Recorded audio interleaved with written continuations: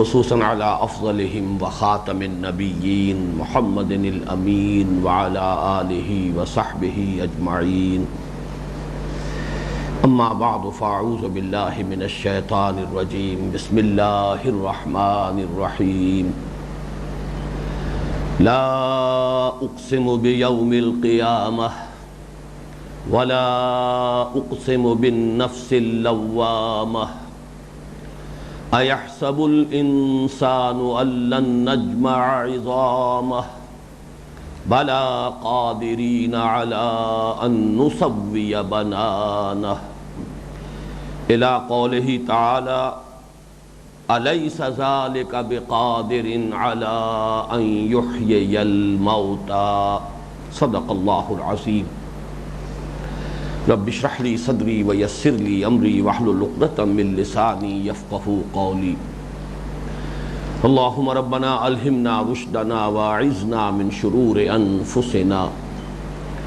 اللهم ارنا الحق حقا وارزقنا اتباعه وارنا الباطل باطلا وارزقنا اجتنابه. اللهم ربنا نور قلوبنا بالإيمان واشرح صدورنا للإسلام ووفقنا لما تحب وترضى آمین یا رب العالمین. آج آپ نے نوٹ کیا ہوگا کہ میں نے تلاوت بہت مختصر کی ہے سورہ قیامہ کی ابتدائی 4 آیات اور اس کے بعد صرف آخری آیت. آج ہماری ترتیب قدر مختلف رہے گی.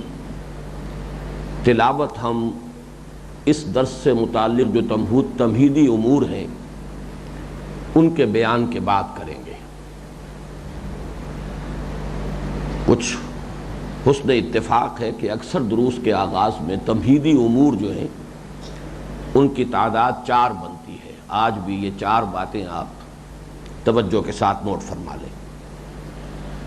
سب سے پہلی بات یہ کہ اب تک ہمارے اس منتخب نصاب کے درس میں کامل صورت یا تو پہلے درس میں تھی سورۃ العصر، لیکن وہ قرآن مجید کی مختصر ترین صورتوں میں سے ہے. اور واقعہ یہ ہے کہ جسے مولانا فراہی رحمۃ اللہ علیہ نے جوامع الکلم من القرآن قرار دیا ہے، قرآن حکیم کی جامع ترین صورتیں، ان میں سے وہ ایک ہے. اور اعجاز قرآنی کا واقعہ یہ ہے کہ بہت نمایاں ثبوت ہے. اس کے بعد سے پھر ایک کامل سورت سورہ تغابن ہے جو ہم نے پڑھی. اب جو ہمارا درس ہے سورہ قیامہ کا وہ بھی کامل سورہ قیامہ پر یہ درس مشتمل ہے. یہ بہت ہی صحیح موقع ہے کہ قرآن حکیم میں جو ابتدائی مکی صورتیں ہیں ان کا اسلوب، ان کا انداز، اور بعد میں جو صورتیں نازل ہوئی ہیں مکی دور کے بھی اواخر میں اور پھر مدنی دور میں، ان کا جو مخصوص اسلوب ہے، ان کا جو انداز ہے، ان دونوں کے مابین جو فرق و تفاوت ہے وہ انگریزی اصطلاح جو ہے سائملٹینیس کنٹراسٹ، یہ فوری تقابل جو ہے اس کا یہ بہترین موقع ہے کہ ہم نے سورہ تغابن پڑھی. یہ مدنی دور کے بھی نصف اواخر میں سے متعلق ہے، سن 5 ہجری کے بھی بعد کی صورتوں میں سے ہے. اب ہم سورہ قیامہ پڑھنے لگے ہیں. یہ بالکل ابتدائی زمانے کی مکی صورتوں میں سے ہے. تو ان کے مابین اگر تقابل کیا جائے تو بہت نمایاں مثال سامنے آ جاتی ہے فوری تقابل اور سائملٹینیس کنٹراسٹ کے اعتبار سے. وہ چند امور جو ہے وہ نوٹ کر لیجئے. جہاں تک حجم کا تعلق ہے سورہ قیامہ چھوٹی ہے، سورہ تغابن بڑی ہے. میرے مصحف میں نے گنتی کی ہے سورہ قیامہ کل 16 سطروں میں آ گئی ہے، جبکہ سورہ تغابن 28 سطروں میں آئی ہے. تقریباً 1 اور 2 کی نسبت ہے. سورہ قیامہ حجم کے اعتبار سے سورہ تغابن سے تقریباً نصف سے کچھ زائد ہے. اب اس کے برعکس نوٹ کیجئے، سورہ قیامہ کی آیات 40 ہیں، سورہ تغابن کی آیات کل 18 ہیں. اس سے کیا بات سامنے آئی کہ ابتدائی مکی صورتوں میں آیات چھوٹی چھوٹی ہیں، جبکہ بعد میں جو صورتیں نازل ہوئیں آیات طویل ہیں، ان کا حجم زیادہ ہے. مدنی صورتوں میں تو یہ پہلو بہت ہی نمایاں ہوتا ہے. ہم آیت البر پڑھ چکے ہیں، وہ ایک آیت ہے، کتنی طویل. آیت الکرسی ہے سورہ بقرہ میں، کتنی طویل. آیت الدین جو ہے سورہ بقرہ کے 39ویں رکوع میں، وہ غالباً قرآن حکیم کی طویل ترین آیت ہے. تو ایک تو یہ فرق و تفاوت نوٹ کر لیجیے. دوسرا فرق و تفاوت یہ ہے کہ ابتدائی جو یہ مکی صورتیں ہیں ان میں فلو بہت ریپڈ ہے، بہت تیز بہاؤ ہے، جبکہ مدنی صورتوں کے اندر جو آیات طویل آئی ہیں وہ بہت سلو، آرام سے، آہستہ روی کے ساتھ وہ مضمون چلتا ہے. ان دونوں کا اگر تقابل کیا جائے تو ایک بہترین مثال جو میں دیتا رہا ہوں کہ دریا ایک میدانی دریا ہے، پاٹ چوڑے ہو جاتے ہیں لیکن بڑا پرسکون بہاؤ ہوتا ہے پانی کا، وہ تیزی، جوش، خروش وہ نہیں ہوتا، گہرائی بھی اتنی نہیں ہوتی. لیکن آپ پہاڑوں میں جا کر جو ندی نالے دریا ہیں ان کو دیکھیے، پاٹ چھوٹا ہوگا، دریائے کنہار، دریائے سوات، یہ تو بہت سے لوگوں نے دیکھا ہوگا، گہرائی زیادہ ہوتی ہے، بہاؤ بہت تیز، جوش و خروش، جھاگ اٹھ رہے ہیں، جگہ جگہ پر بھنور بنے ہوئے ہیں. یہ جو فرق و تفاوت ہے پہاڑی دریاؤں اور ندیوں اور نالوں کے درمیان اور میدانی دریاؤں کے مابین، اگر ان کو سامنے رکھیں تو یہ جو اسلوب کا فرق ہے ابتدائی مکی صورتوں کا اور لیٹر مکی پیریڈ کی صورتیں اور مدنی صورتوں کا، وہ بہت نمایاں، بہت خوبصورت تشبیہ ہے. ایک اور نمایاں فرق یہ ہے کہ ابتدائی مکی صورتوں میں صوتی آہنگ بہت نمایاں ہے، جس کو میں نے بارہا کہا ڈیوائن میوزک. یہ ملکوتی غنا ہے، یہ موسیقی ہے، آسمانی موسیقی ہے، بہت نمایاں. جبکہ بعد میں جا کر اگرچہ صوتی آہنگ ہوتا ہے لیکن وہ اتنا نمایاں نہیں ہوتا. اسی کا یوں سمجھیے کرولری ہے کہ ابتدائی مکی صورتوں میں اگرچہ لفظ عام تو معروف ہے قافیہ، قوافی، یہ لیکن شعر کی اصطلاح ہے، اس لیے اہل تفسیر فواصل کا لفظ استعمال کرتے ہیں. آیات کا اختتام جن الفاظ پر ہوتا ہے وہ ردیف اور قافیہ، یہ شاعری کی اصطلاحات ہیں. قرآن مجید شاعری نہیں ہے، لہذا اصطلاحات سے بھی بچنا چاہیے. تو فواصل جو ہیں ان میں ابتدائی مکی صورتوں میں بہت نمایاں جو ہے اس کی رعایت ہے، بڑی پابندی ہے. وہ آج آپ کو سورہ قیامہ جب ہم پڑھیں گے اس انداز سے تو آپ کے سامنے آ جائے گی. جبکہ جو مدنی صورتیں ہیں ان کی آیات میں اور جو لیٹر مکی پیریڈ ہے اس کی صورتوں کے آیات میں اگرچہ فواصل کی مناسبت ہوتی ہے لیکن اتنی نمایاں نہیں. یہ چند امور ہیں کہ جو ابتدائی مکی صورتوں اور مکی دور کے بھی آخری زمانے میں نازل ہونے والی صورتوں اور مدنی صورتوں کے اسلوب کے مابین یہ چند نکات ہیں، ان کو سامنے رکھیں گے تو ایک بڑی مناسبت پیدا ہوگی مزاج کی قرآن حکیم کے اسلوب کے ساتھ. دوسری تمہیدی بات یہ کہ قرآن مجید کا اسلوب کیا ہے، اگرچہ جو میں نے ابتدائی تعارفی جو تقاریر کی تھی ان میں یہ مضمون آ چکا ہے، لیکن اس وقت میں چاہتا ہوں کہ اس کی بھی ایک نمایاں مثال چونکہ سامنے آ رہی ہے، لہذا اس کو ذہن میں تازہ کر لیجیے. جس وقت قرآن نازل ہوا ہے اہل عرب صرف 2 اسالیب کلام سے واقف تھے. ایک شعر، قصیدہ، اشعار، اس کو خوب جانتے تھے. شعراء کی بڑی عزت تھی، بڑا اونچا مقام انہیں معاشرے میں حاصل تھا. ہر قبیلے کا کوئی شاعر ہوتا تھا اپنے قبیلے کے مناقب کو بیان کرنے کے لیے، اپنے فضائل کو بیان کرنے کے لیے. اور دوسرا خطبہ، خطیب. تو یہ 2 ہی اسلوب معروف تھے. کوئی کتاب، تصنیف، مقالہ، مضامین، یہ تو وہاں ان کا سرے سے کوئی ذکر ہی نہیں. تصنیف و تالیف، مقالہ نگاری، مضمون نگاری. اب یہ جو 2 اسلوب ہیں یعنی شعر، شاعری اور خطبہ، اس میں سے ایک نوٹ کر لیجئے، قرآن شعر نہیں ہے، شاعری نہیں ہے. اس کو تو بہت وہیمنٹلی اور بہت ہی ایمفیٹیکلی قرآن مجید بار بار کہتا، ما علمناہ الشعر وما ينبغی لہ. ہم نے اپنے اس نبی کو صلی اللہ علیہ وسلم شعر سکھایا ہی نہیں، شعر ان کے شایان شان ہی نہیں. وما ہوا بقول شاعر قلیلا ما تؤمنون، یہ کسی شاعر کا قول نہیں ہے لیکن تم کم ہی بات مانتے ہو۔ تو شاعری تو یہ نہیں ہے، تو پھر کیا ہے؟ صرف خطبہ ہے۔ اس کا جو عام اسلوب ہے وہ خطبات کا ہے۔ اس کے کیا پھر نتائج ہیں وہ میں بعد میں بیان کروں گا، لیکن یہ نوٹ کر لیجئے کہ قرآن کا اسلوب خطبات کا ہے۔ قرآن نہ تو ہمارے معروف جو تصورات ہیں ان کے مطابق کوئی کتاب ہے اس معنی میں کہ اس کے چیپٹرز ہوں، ایک چیپٹر میں ایک بات مکمل ہو گئی، اگلے میں اگلی بات آئے گی، اب دہرایا نہیں جائے گا پچھلے چیپٹر کے مضمون کو، بلکہ یہ کہ رفتہ رفتہ ایک ایک چیپٹر میں ایک ایک بات آگے بڑھے گی۔ قرآن اس معنی میں کتاب نہیں، جس کو ہم کہتے ہیں کلیکشن آف ایسیز، مجموعہ مضامین، مقالات، وہ بھی نہیں ہے قرآن۔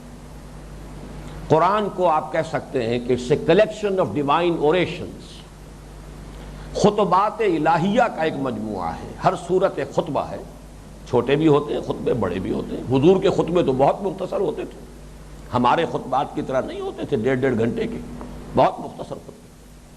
تو قرآن حکیم میں چھوٹے خطبے بھی ہیں، سورۃ العصر بھی ہے، اور قرآن حکیم میں بڑے طویل خطبے بھی ہیں۔ بعض مواقع پر حضور سے بھی ثابت ہے کہ آپ نے اتنا طویل خطبہ بھی دیا ہے کہ ایک نماز کا وقت آیا، اس میں وقفہ پڑا، پھر آپ جاری رکھا اپنے خطبے کو، پھر وہ نماز ادا کر کے پھر ابھی خطبہ آپ کا جاری رہا، لیکن یہ آپ کا عام اسلوب نہیں تھا، یہ ایک استثنائی سی بات ہے۔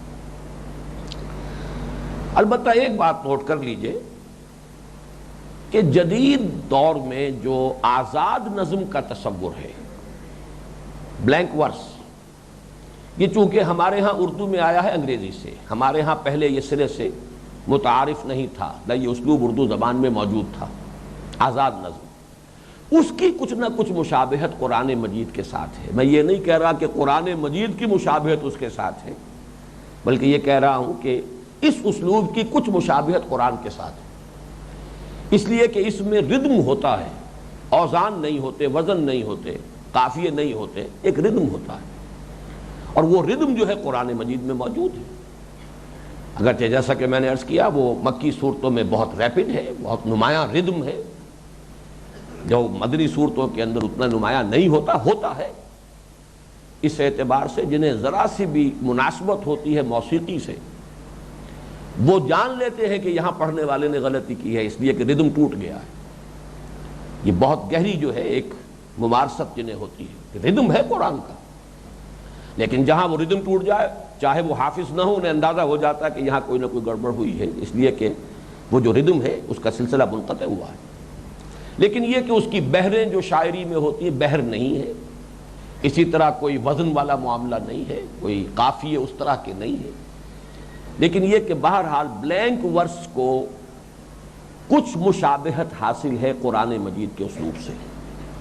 اب نوٹ کیجئے کہ خطبے کے اسلوب کی وجہ سے کیا چیزیں نمایاں ہیں کہ جن کو ہمیشہ پیش نظر رکھنا چاہیے، اور جو اس سورہ قیامہ میں بہت نمایاں طور پر سامنے آتی ہے۔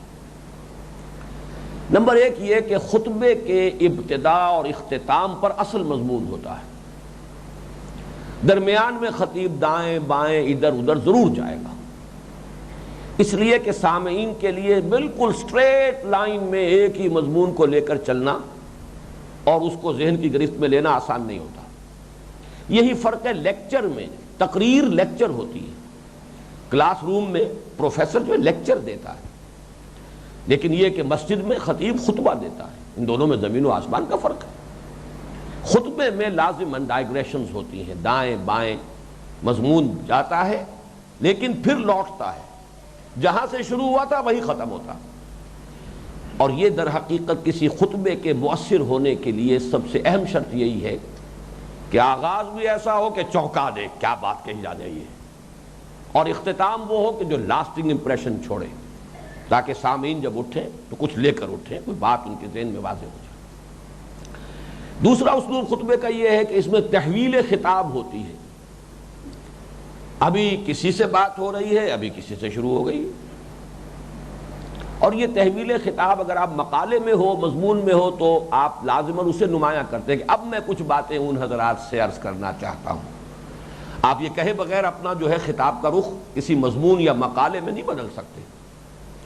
اس حد تک تو ہم نے ان لوگوں سے گفتگو کی ہے، اب ہمارا روح سخن ان کی جانب ہے، اس کو آپ واضح طور پر بیان کریں گے۔ خطیب کبھی یہ نہیں کرتا، وداؤٹ وارننگ، بغیر کسی وضاحت کے وہ اپنے مخاطب کو بدل دیتا ہے، ابھی اس سے خطاب تھا، ابھی اس سے خطاب تھا۔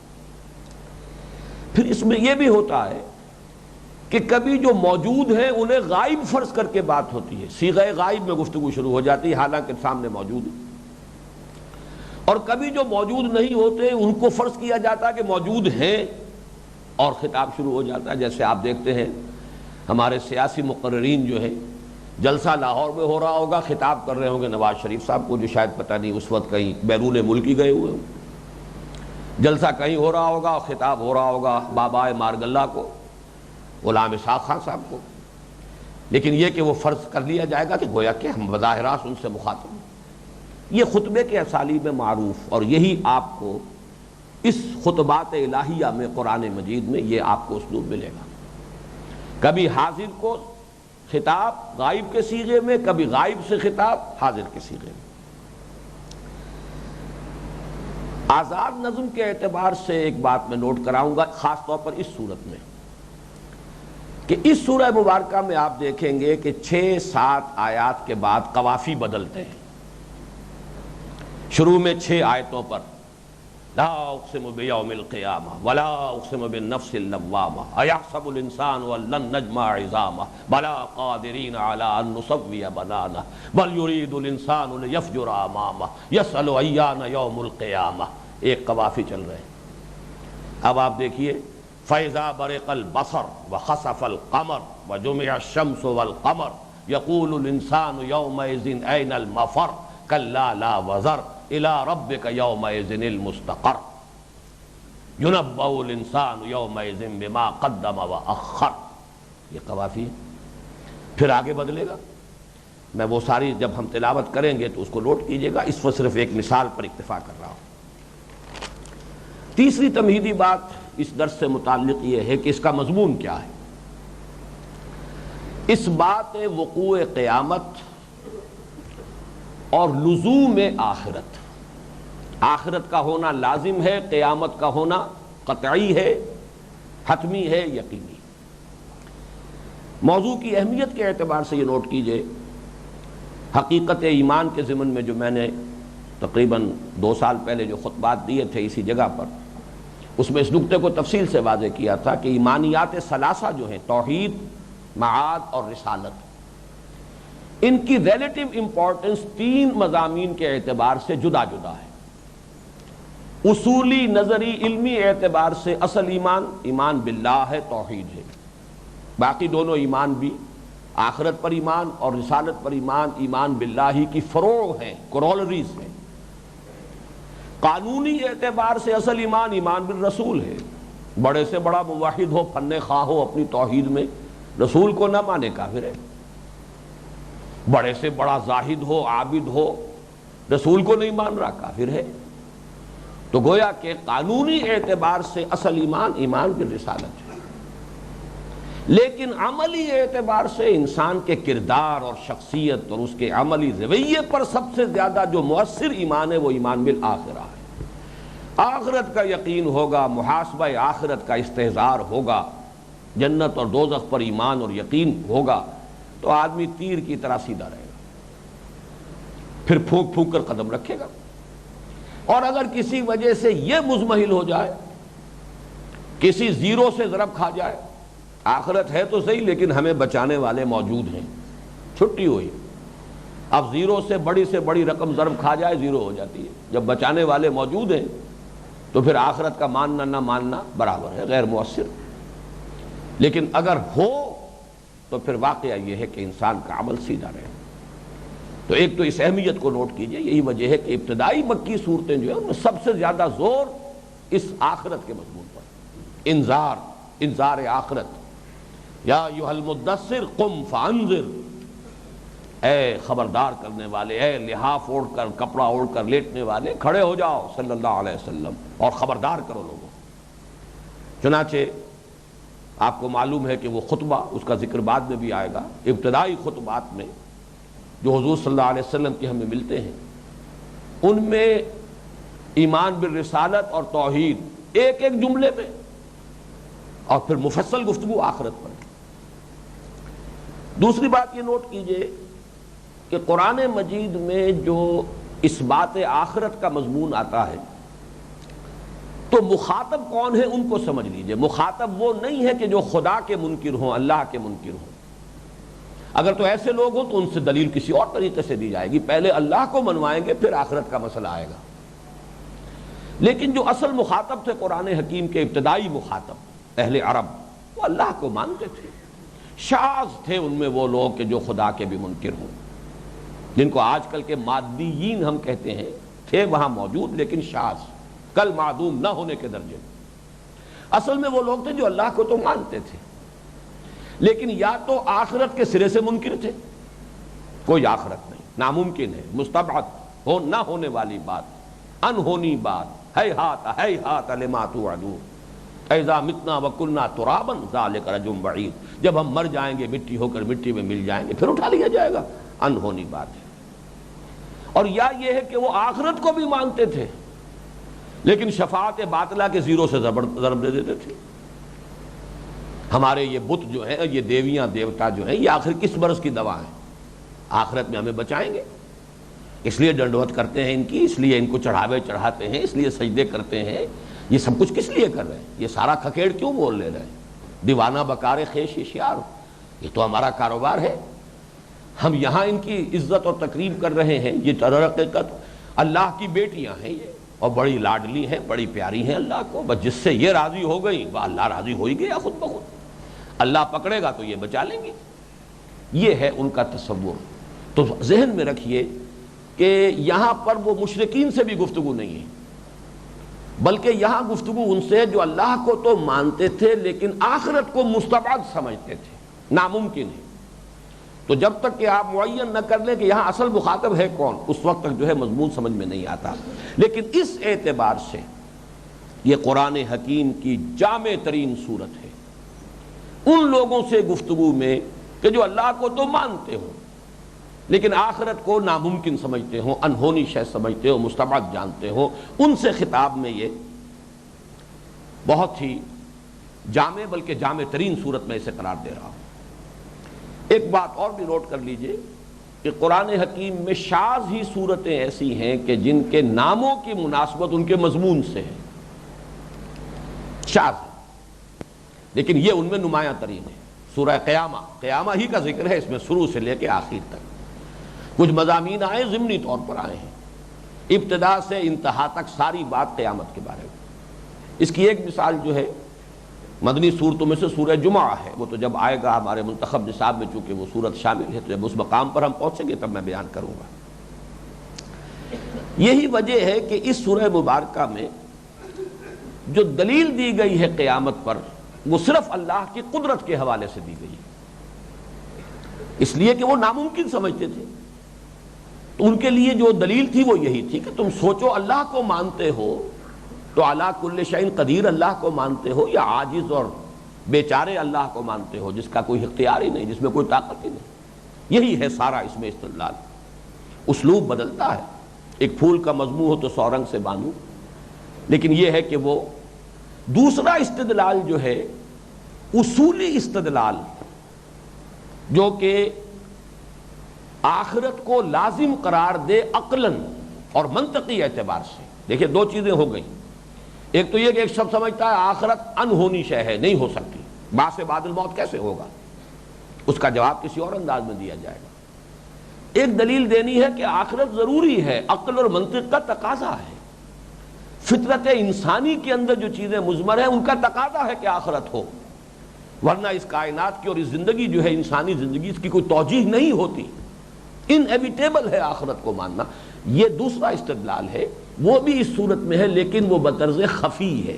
جلی انداز وہی ہے کہ اللہ کی قدرت کے حوالے سے بات ہو رہی ہے. اور چونکہ میں عرض کر چکا ہوں کہ یہ خطبے کی نمایاں مثال ہے، لہذا دلیل کا انداز بھی خطابی ہے، منطقی نہیں ہے. خطابی اذعانی، اس پر گفتگو میں پہلے کر چکا ہوں کہ کیا فرق ہے خطابی انداز میں. خطابی انداز میں متکلم کا یقین یہ اصل دلیل ہوتی ہے، اور منطقی استدلال میں کوئی نہ کوئی آپ کو منطق سے کوئی استشہاد کرنا پڑے گا، کوئی دلیلیں لانی پڑیں گی.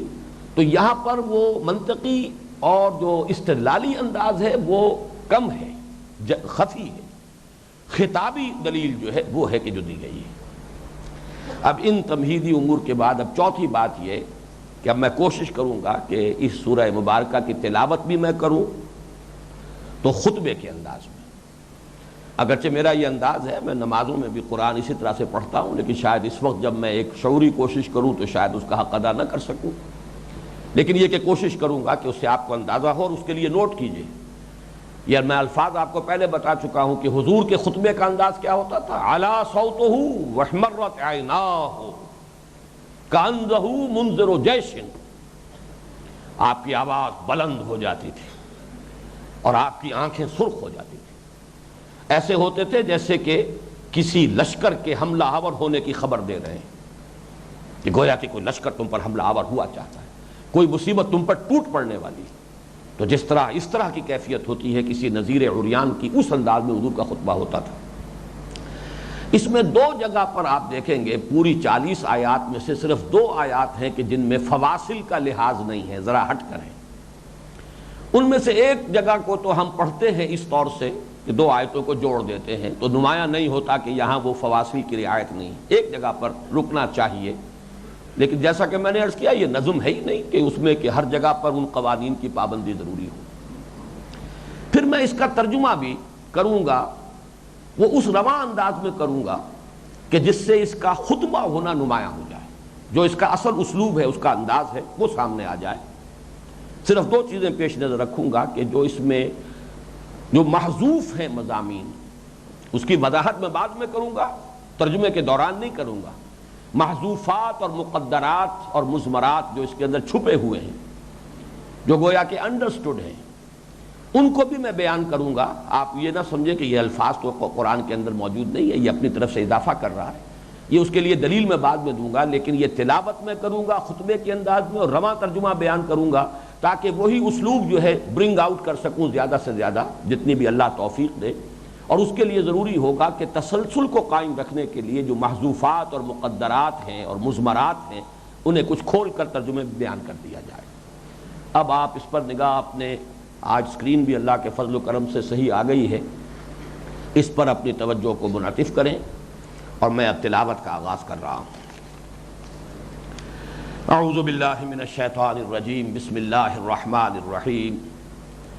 لا اقسم بیوم القیامہ ولا اقسم بالنفس اللوامہ ایحسب الانسان ان لن نجمع عظامہ بلا قادرین علی ان نسوی بنانہ بل یرید الانسان لیفجر امامہ یسأل ایان یوم القیامہ فاذا برق البصر وخسف القمر وجمع الشمس والقمر يقول الإنسان يومئذ أين المفر كلا لا وزر إلى ربك يومئذ المستقر ينبأ الإنسان يومئذ بما قدم وأخر بل الإنسان على نفسه بصيرة ولو ألقى معاذيره لا تحرك به لسانك لتعجل به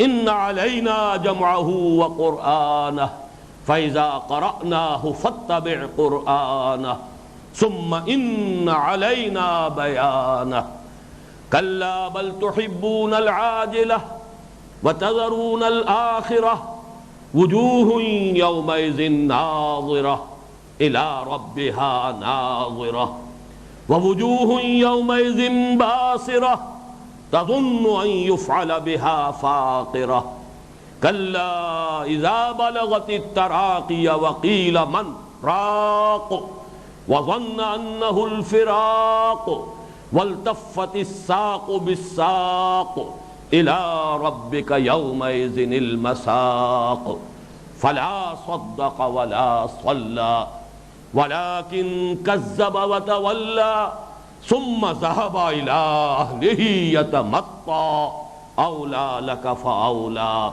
ثم أولى لك فأولى أيحسب الإنسان أن يترك سدى ألم يكن نطفة من مني يمنى ثم كان علقة فخلق فسوى فجعل منه الزوجين الذكر والأنثى أليس ذلك بقادر على أن يحيي الموتى بلى إن الله على كل شيء قدير صدق اللہ العظیم۔ اب ترجمہ اس کا کیجئے۔ میں نے عرض کیا ہے کہ اس میں مضمرات، مقدرات، محذوفات کو میں کھولوں گا، اور جہاں جہاں ترجمے میں دو امکانات ہیں انہیں میں ریپیٹ کروں گا۔ لا اقسم بیوم القیامہ، نہیں، قسم کھاتا ہوں میں قیامت کے دن کی، یا خود گواہ ہے قیامت کا دن۔ ولا اقسم بالنفس اللوامہ، اور نہیں قسم کھاتا ہوں میں نفس ملامت گر کی، یا گواہ ہے خود انسان کا ضمیر کہ قیامت لازماً واقع ہو کر رہے گی اور جزا و سزا لازماً ہو کر رہے گی۔ ایحسب الانسان ان لن نجمع عظامہ، کیا یہ انسان سمجھتا ہے کہ ہم اس کی ہڈیوں کو جمع نہ کر سکیں گے؟ بلا، کیوں نہیں، قادرین، ہم پوری طرح قادر ہیں، علی نسوی بنانہ، کہ اس کی تمام ایک ایک پور کو درست کر دیں۔ بل یرید الانسان لیفجر امامہ، اصل سبب یہ نہیں ہے انکار قیامت کا، بلکہ یہ ہے کہ انسان چاہتا ہے کہ فسق و فجور کی زندگی جاری رکھے، انسان چاہتا ہے کہ اپنے ضمیر کے سامنے ڈھٹائی کے ساتھ فسق و فجور کا کام کرتا رہے۔ یسأل ایان یوم القیامہ، پوچھتا ہے کب ہوگا یہ قیامت کا دن۔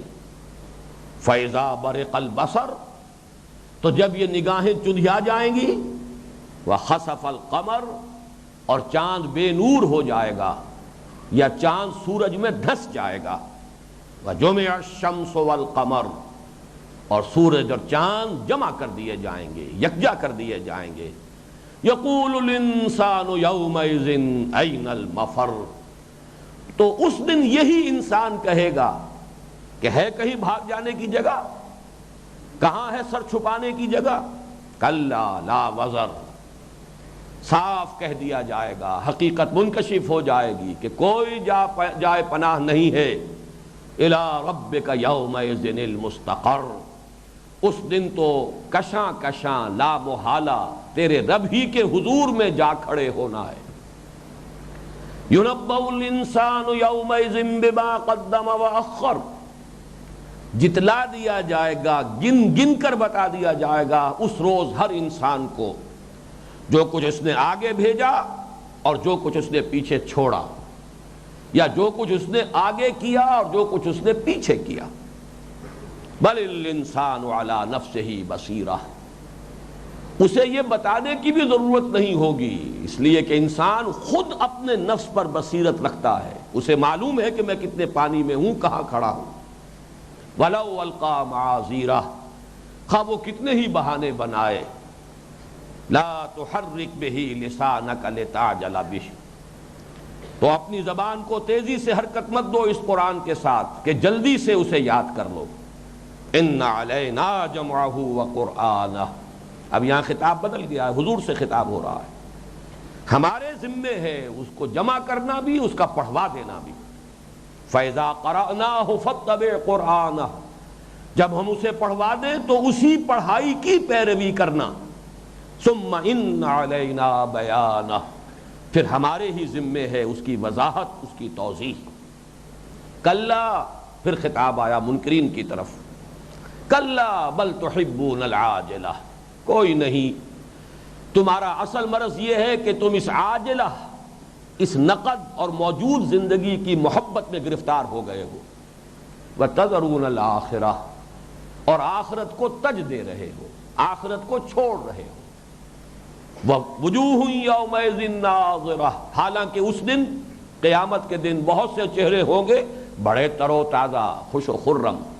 اِلَىٰ رَبِّهَا نَاظِرَةٌ، اپنے رب کی طرف دیکھتے ہوئے، اپنی رب کی رحمت کے امیدوار۔ وَوُجُوهٌ يَوْمَئِذٍ بَاسِرَةٌ، اور بہت سے چہرے ہوں گے اس روز سوکھے ہوئے، باسی پن ان پر طاری ہوگا. تظن ان یفعل بها فاقرہ، اور انہیں یقین ہوگا کہ اب ان کے ساتھ وہ سلوک ہونے والا ہے جو ان کی ریڑھ کی ہڈی کے منکوں کو پیس کر رکھ دے گا. کلا اذا بلغت التراقی، کوئی نہیں، تو جب آن پھنسے گی یہ جان ہنسلیوں میں، نزع کے عالم کا نقشہ کھینچا جا رہا ہے. وقیل من راق، اور کہا جائے گا کہ ہے کوئی جھاڑ پھونک کرنے والا. وَظَنَّ أَنَّهُ الْفِرَاقُ، اور خود اسے یقین ہو جائے گا کہ اس دنیا سے روانگی کا، جدائی کا وقت آ گیا ہے. وَالْتَفَّتِ السَّاقُ بِالسَّاقِ، اور نزع کی شدت میں پنڈلی پنڈلی سے لپٹی ہوئی ہوگی. إِلَىٰ رَبِّكَ يَوْمَئِذٍ الْمَسَاقُ، اس روز تو تیرے رب ہی کی طرف دھکیلے جانا ہے. دھکے دے دے کر فرشتے تمہیں پہنچائیں گے اپنے رب کے حضور. فلا صدق ولا صلی، ان تمام حقائق کے باوجود اس بدبخت نے نہ تصدیق کی نہ نماز پڑھی. یہ بدبخت نہ ایمان لایا نہ اس نے نماز پڑھی. ولکن کذب وتولی، بلکہ جھٹلایا اور پیٹھ موڑ لی. ثم ذهب الى اهله يتمطى، پھر چلا اپنے گھر والوں کی طرف اکڑتا ہوا، اینڈتا ہوا. اولا لک فاولا، ہلاکت ہے تیرے لیے اور ہلاکت ہے تیرے لیے. یہ افسوس ہے تجھ پر اور پھر افسوس ہے تجھ پر. ثم اولا لک فاولا، پھر اور ہلاکت ہے تیرے لیے اور مزید ہلاکت ہے تیرے لیے، یا مزید تف ہے تجھ پر اور افسوس ہے تجھ پر. ایحسب الانسان ان یترک سدی، کیا انسان یہ سمجھتا ہے کہ اسے یوں ہی چھوڑ دیا جائے گا، بیکار شے سمجھ کر پھینک دیا جائے گا؟ الم یک نطفۃ من منی یمنی، کیا نہیں تھا وہ ایک منی کی بوند جو ٹپکائی گئی. فجعل ثم كان علقۃ فخلق فسوى، پھر بنا دیا اسے ایک جونک کے مانند، ایک معلق شے، پھر اسے بنایا اور سنوارا، اس کی نوک پلک درست کی. فجعل منہ الزوجین الذکر والانثی، پھر اسی میں سے بنا دیے جوڑے، مذکر بھی مؤنث بھی، مرد بھی اور عورت بھی، نر بھی اور مادہ بھی. الیس ذالک بقادر علی ان یحیی الموتى، کیا وہ ہستی اس پر قادر نہ ہوگی کہ مردوں کو زندہ کر دے؟ اس کا ایک ہی جواب ممکن ہے، بلا، کیوں نہیں. جس کی خلاقی کا یہ عالم ہے کہ اس نے گندے پانی کی بوند سے انسان جیسی ہستی کو تخلیق کر دیا، اس کی قدرت سے کہاں بعید ہوگا کہ وہ مرنے کے بعد دوبارہ زندہ کر سکے. یہ ہے اس سورہ مبارکہ کا ایک انداز، اسلوب.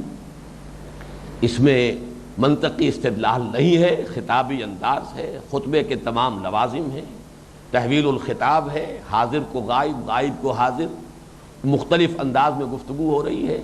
جہاں سے بات شروع ہوئی وہیں ختم ہو گئی. بلا قادرین علی نسوی بنانا، الیس ذالک بقادر علی ان یحیی الموتى. سارا استدلال اللہ تعالیٰ کی قدرت پر ہے، اس لیے کہ اصل مخاطب کون ہے؟ جو اللہ کو تو مانتے ہیں لیکن آخرت کو ناممکن سمجھتے ہیں. بعث بعد الموت انہیں بہت بھاری شے نظر آتی ہے کہ جو ان کو ناممکن نظر آتی ہے. اب یہ تو گویا کہ آج کے ہمارے اس درس کی تمہید ہے. اب آئیے ایک ایک آیت کو ہم لے کر اس پر غور شروع کریں.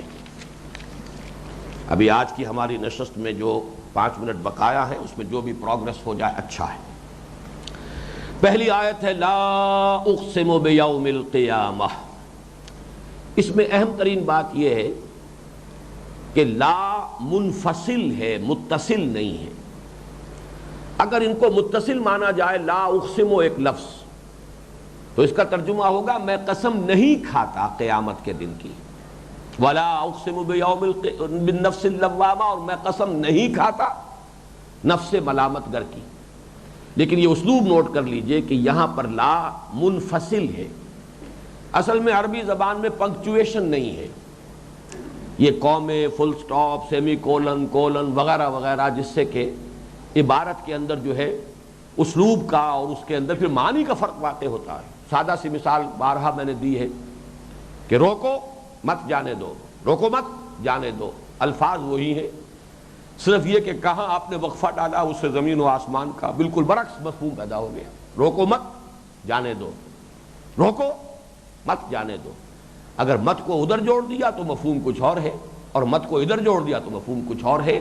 ظاہر بات ہے جب خطبہ دے رہا ہوتا ہے انسان تو وہاں پر رکتا ہے، وقفہ وہیں ڈالتا ہے جہاں وہ ڈالنا چاہتا ہے۔ انگریزی میں اس کے لیے کوما ہے، نے I swear by the day of judgment، اب یہاں نے علیحدہ ہو گیا، وہاں کوما ہوگا۔ لیکن یہ کہ عربی زبان میں پنکچویشن نہیں ہے، بلکہ جب قرآن لکھا گیا ہے مصحف کی شکل میں تو اس میں تو نقطے بھی نہیں تھے، زیر زبر بھی نہیں تھے، زیر زبر تو بہت بات کی بات ہے، نقطے بھی نہیں تھے، تو پنکچویشن کا کیا سوال۔ لیکن یہ کہ نوٹ کر لینا چاہیے کہ یہ اصل میں اسلوب کیا ہے۔ کہیں تو ہوتا ہے آیت کے شروع میں کلا، کہیں صرف لا۔ اس میں مراد کیا ہے کہ جو مخاطب ہے اس کی کسی خیال یا نظریے کی تردید کر کے بات شروع کی جاتی، نہیں ایسا نہیں ہے بلکہ یوں ہے۔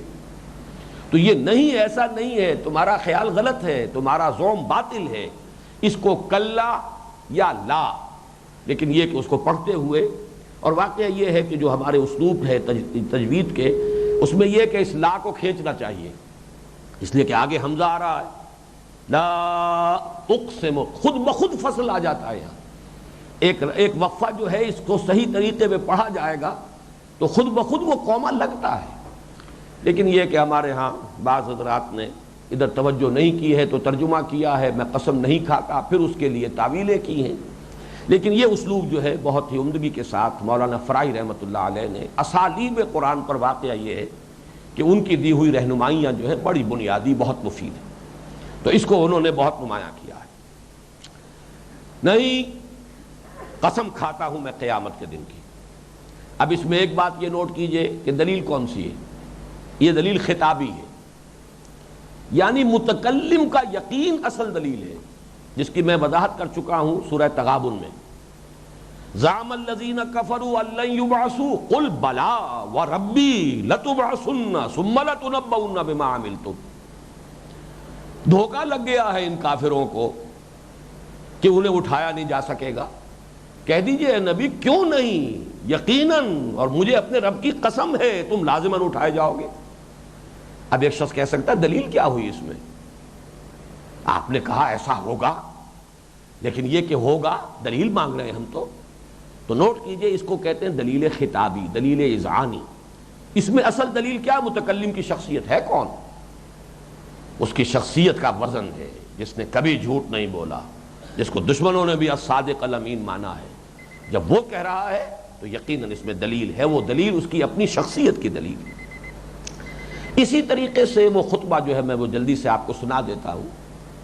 یہ اصل میں نہج البلاغہ میں یہ خطبہ ملا ہے مجھے، اور حدیث کی کتابوں میں نہیں ملا، لیکن میں سمجھتا ہوں کہ صحیح ہے بالکل۔ نہج البلاغہ کے شروع میں خطبات نبوی ہیں، پھر حضرت علی کے خطبات اور ان کے خطوط وغیرہ ہیں۔